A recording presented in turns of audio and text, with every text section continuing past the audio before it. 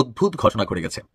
গেল কয়েকদিনের যে ডেটাবেস সেখানে গ্রামীণ ব্যাংকের যে সার্বিক অবস্থা বা এইটার পিছনে এই মুহূর্তে সবচেয়ে বড় শত্রু কারা, কোথাও না কোথাও পাবলিক পারসেপশন থেকে এটা আসে যে আওয়ামী লীগ, যুবলীগ বা যারা আওয়ামী রাজনীতির সাথে জড়িত। তবে তাদের কিন্তু মহিলা উইংও আছে, অনেকে হয়তো ভুলে গেছেন।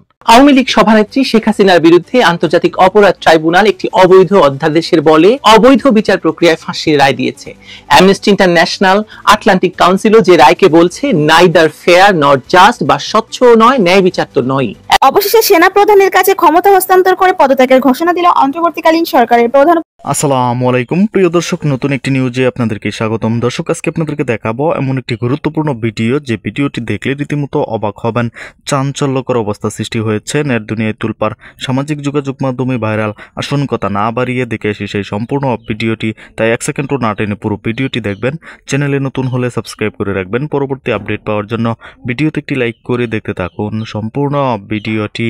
ব্যাংকে আগুন দিয়েছে দুর্বৃত্তরা। চিঠিতে লিখেছে এভাবেই সারা বাংলাদেশের গ্রামীণ ব্যাংক চলবে।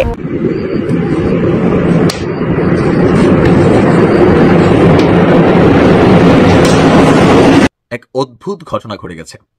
গেল কয়েকদিনের যে ডেটাবেস সেখানে গ্রামীণ ব্যাংকের যে সার্বিক অবস্থা বা এইটার পিছনে এই মুহূর্তে সবচেয়ে বড় শত্রু কারা, কোথাও না কোথাও পাবলিক পারসেপশন থেকে এটা আসে যে আওয়ামী লীগ, যুবলীগ বা যারা আওয়ামী রাজনীতির সাথে জড়িত। তবে তাদের কিন্তু মহিলা উইংও আছে, অনেকে হয়তো ভুলে গেছেন। এখন সারা বাংলাদেশের যেখানে যে ঘটনা ঘটতেছে দুর্বৃত্ত বললেও বিভিন্ন সময় এখানে অভিযোগ করা হচ্ছে যে আওয়ামী লীগের নেতাকর্মীরা, কারণ তারা আবার ফেসবুকে লিখে যে সবগুলোর জয় বাংলা করে দেওয়া হবে, আবু সাইদ করে দেওয়া হবে। তো টানা আজকে বগুড়াতে যে ঘটনা ঘটছে, এই যাবৎকালীন ঘটা গ্রামীণ ব্যাংকের ঘটনাগুলোর সাথে এটা টোটালি ডিফারেন্ট একটা ঘটনা। কারণ এখানে মহিলা লীগের নেতাকর্মীরাই মাঠে নামছে, এমনটাই কমেন্টে যদি আপনি দেখেন এরকমই দেখা যাচ্ছে। ঘটনাটা কি করছে দেখেন।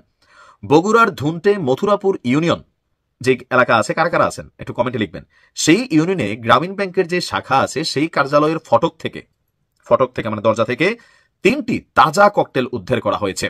তো ককটেলগুলো কিভাবে দেখেন, তাজা ককটেল কোথায় রাখছে, ইউনিয়নের পীরহাটি গ্রামের মথুরাপুর চান্দাইকোনা, কারা কারা আছেন ওই এলাকার সড়কের পাশে গ্রামীণ ব্যাংকের একটা কার্যালয় আছে আপনাদের এলাকায়। পুলিশের ধারণা যে ককটেলগুলোকে বিস্ফোরণ ঘটিয়ে জনমনে আতঙ্ক তৈরি করতে এই ধরনের ঘটনা ঘটানো হয়েছে। দরজার মধ্যে ঝুলাই গেছে, ককটেল বিস্ফোরণ করবে, পুরো শাখা উইরা যাবে, আর এখান থেকে একটা টেনশন তৈরি হবে। গ্রামীণ ব্যাংকের শাখার মথুরাপুরের যিনি ম্যানেজার আছেন তিনি বলছেন, মঙ্গলবার দুপুরের দিকে বোরকা পরা 2 নারী গ্রাহক সেজে অন্য সদস্যদের সঙ্গে ব্যাংকে আসেন। কর্মকর্তারা অফিসের ভেতরে কাজে ব্যস্ত থাকার সুযোগ বুঝে ব্যাংকের মূল দরজাতে একটি লাল রঙের শপিং ব্যাগ ঝুলিয়ে রেখে চলে যায়। আমরা যেমন কি বলা যায় যে ডোরের সামনে লাগে না, টুংটাং আওয়াজ হয়, ওই রকমই। কিছু সময় পর যারা ব্যাংকের কর্মকর্তা আছে তাদের নজরে পড়ে যে এখানে একটা লাল ব্যাগ ঝুলে আছে। তখন ওই ব্যাগ খুলে তার ভেতর থেকে লাল রঙের স্কচ টেপ পেঁচানো অবস্থায় 3টি তাজা ককটেল উদ্ধার করা হয়।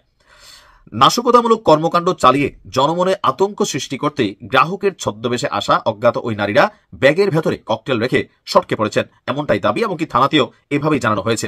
ব্যাংকের ঊর্ধ্বতন কর্মকর্তাদের সাথে আলোচনা করে এ বিষয়ে আইনি ব্যবস্থা করা হবে।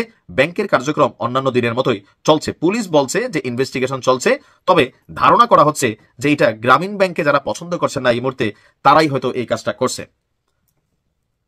এখন গ্রামীণ ব্যাংক নিয়ে আমি আমার প্রত্যেকটা ভিডিওতে বলছি যে একটা খারাপ সিচুয়েশন আসতেছে। এমনকি ফেসবুকে আবার আরেকটা পারসেপশন আপনি দেখবেন, গ্রামীণ ব্যাংক কর্তৃপক্ষেরও একটু এই ব্যাপারে নজরদারি বা সচেতনতা করা দরকার। যেমন একটা রিউমার অথবা গুজব ছড়ানো হচ্ছে যে গ্রামীণ ব্যাংকের টাকা আত্মসাৎ করা হবে, অর্থাৎ কোনো শাখায় এরকম ঘটনা ঘটবে, পরে দিয়ে দেখা গেল যে শাখার ভিতর আগুন টাগুন লেগে গেল, যেমন লাগছে না গতকালকে আমি নিজে তো নিউজটা দিলাম।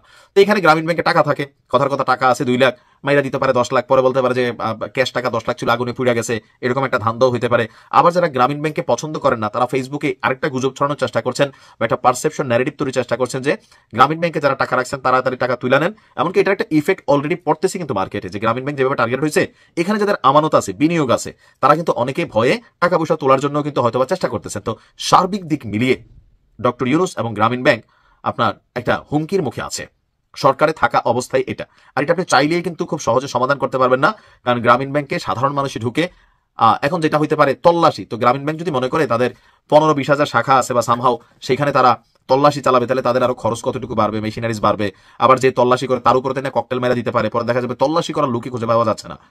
তো সবকিছু মিলিয়ে যা হচ্ছে এটা আসলে কল্যাণকর না। ডক্টর ইউনূসের সাথে রাগ থাকতে পারে, কিন্তু গ্রামীণ ব্যাংকে টাচ করা উচিত না। বঙ্গবন্ধুর সাথে রাগ থাকতে পারে, ধানমন্ডি 32 আপনার টাচ করা উচিত না।